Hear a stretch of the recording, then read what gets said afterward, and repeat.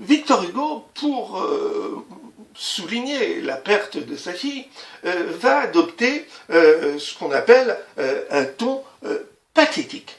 Le ton pathétique, je vous le rappelle, pathos, étymologiquement, rappelle en grec l'idée de la souffrance.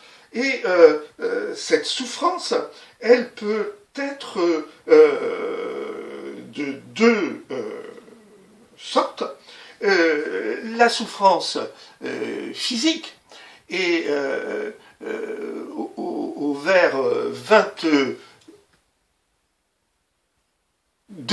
nous avons ma force en vain se défend, mais en même temps, la souffrance peut être une souffrance morale, et donc au vers 21, nous avons je désespère. Et là, très clairement, Victor Hugo dessine son autoportrait comme un être souffrant. Cet être souffrant se place dans un cadre à l'atmosphère particulièrement lugubre. Par exemple, au vers 19, cette nuit qui tombe et qui nous rappelle évidemment les ténèbres de la première strophe.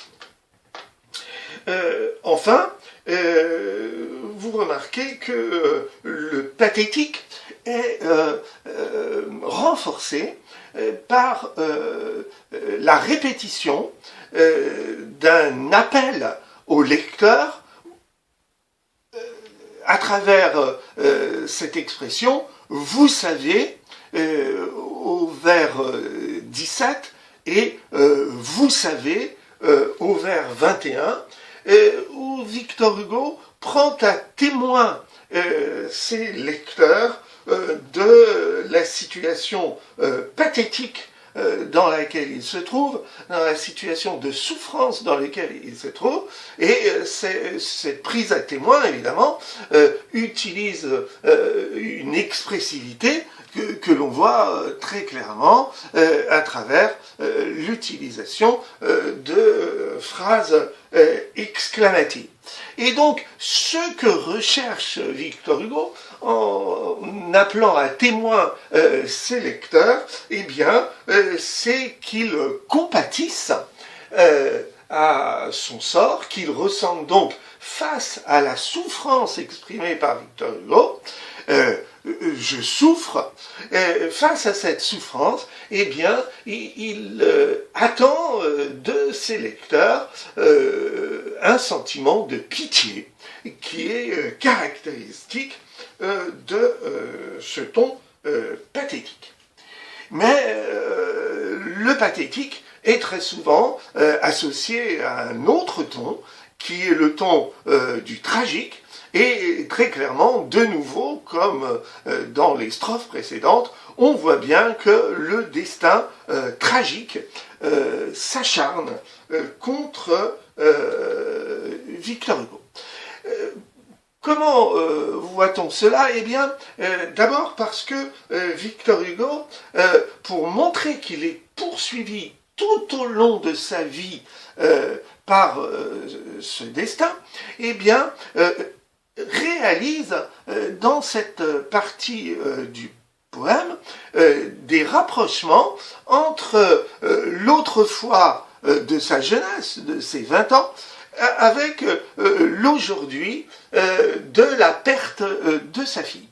Et comment fait-il des rapprochements? Eh bien, on le voit dans le vers 20, et on le voit aussi dans le vers 23 et 24, où Victor Hugo montre des des ressemblances entre la perte de la mère et la perte de son enfant. Au vers 21, vous voyez, il y a l'expression « un autre ange » et qui suggère que non seulement Léopoldine est un ange, mais que la mère qui a disparu dans sa jeunesse en était déjà un. Et dans le vers 23, dans les vers 23-24, évidemment, le parallélisme de l'expression comme père, comme enfant, donc en tant que père et en tant qu'enfant, montre bien effectivement ce rapprochement de la mort de la fille avec la mort de la mère. Ce rapprochement est intégré à une atmosphère tragique, puisque vous voyez que l'expression du vers 22, en vain, montre l'impossibilité de l'individu humain à lutter contre une force qui lui est supérieure, qui est celle du destin. Et enfin, ce destin enferme littéralement l'ensemble de l'existence de Victor Hugo, puisque cette existence est représentée dans ces vers 23 et 24 par la répétition du verbe souffrir, je souffre, je souffris, et on voit bien donc que cette répétition de la souffrance couvre aussi bien le passé que le présent, l'autrefois que l'aujourd'hui. Il nous reste maintenant à travailler sur la quatrième et dernière partie de ce passage du poème 3 ans après, et cette dernière partie concerne le quatrain qui commence au vers 25, donc le dernier quatrain de la partie que j'ai choisie dans le poème. Et cette dernière partie, je l'ai intitulée « L'obsession de la fin ». Ce thème de la fin, FIN bien sûr, sépare clairement l'auteur de ses lecteurs. On le voit au vers 25 et au début du vers 26. Victor Hugo semble donner la parole à ses lecteurs au discours direct. Mon œuvre n'est pas terminée, dites-vous. Ce verbe introducteur, dites-vous, laisserait suggérer que Victor Hugo fait parler directement au discours direct ses lecteurs. En réalité, c'est un pseudo-discours direct, parce que si on entendait le discours direct des lecteurs, on entendrait la parole suivante, « Votre œuvre n'est pas terminée ». Donc, il reprend à son compte la parole de ses lecteurs, et on voit bien que de façon sous-entendue, il la dénonce, et dénonçant cette parole, il dénonce l'optimisme de ses lecteurs qui les pousse à nier l'évidence de la fin en affirmant n'est pas terminé. Lui, Victor Hugo, dans le cœur de ce quatrain, insiste sur une fin qui le touche, qui est la fin du bonheur, laquelle est donc représentée dans ces deux vers centraux du quatrain. Comme Adam banni, je regarde ma destinée. Alors, pourquoi s'agit-il de la fin du bonheur? Eh bien, parce que cette partie commence par une comparaison que normalement vous maîtrisez assez bien, comme Adam banni. Victor Hugo fait une allusion à la Bible, et donc une allusion religieuse, à la situation d'Adam, qui a été chassé du paradis terrestre. Donc cette image de la victime représentée par Adam, eh bien Victor Hugo la reprend à son compte, hein, et finalement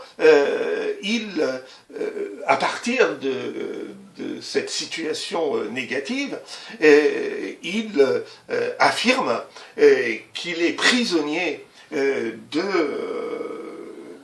sa tragédie, hein, à travers un mot explicite qui est le mot destinée. Donc, thème de la tragédie que nous avons vu dans les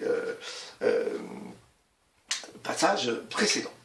Enfin, dans le dernier vers, et je vois bien que j'ai fini, eh bien, il y a une prise de conscience dans le passage « je regarde, je vois bien ».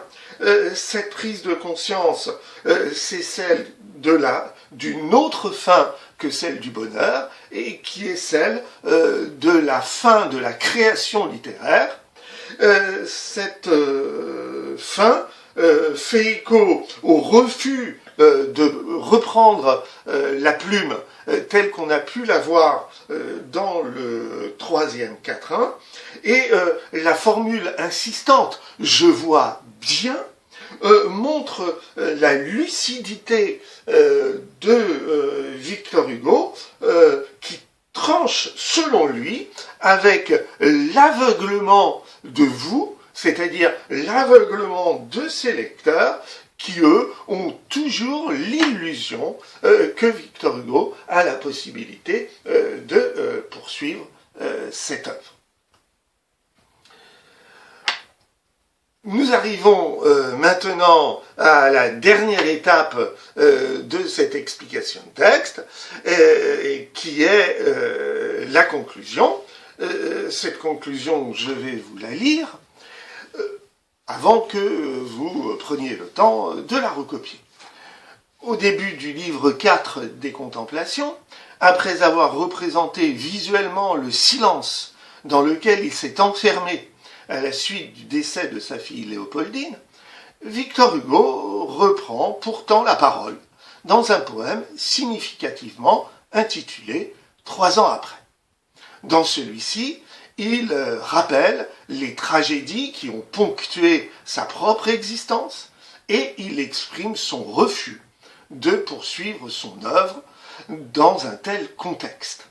Cependant, au moment où il affirme « j'ai fini », au vers 28, le poème, comme le recueil, se poursuivent, faisant du deuil et de la détresse de l'auteur la matière même de son existence. Eh bien, moi je peux dire, comme Victor Hugo, que pour les explications de texte, j'ai fini.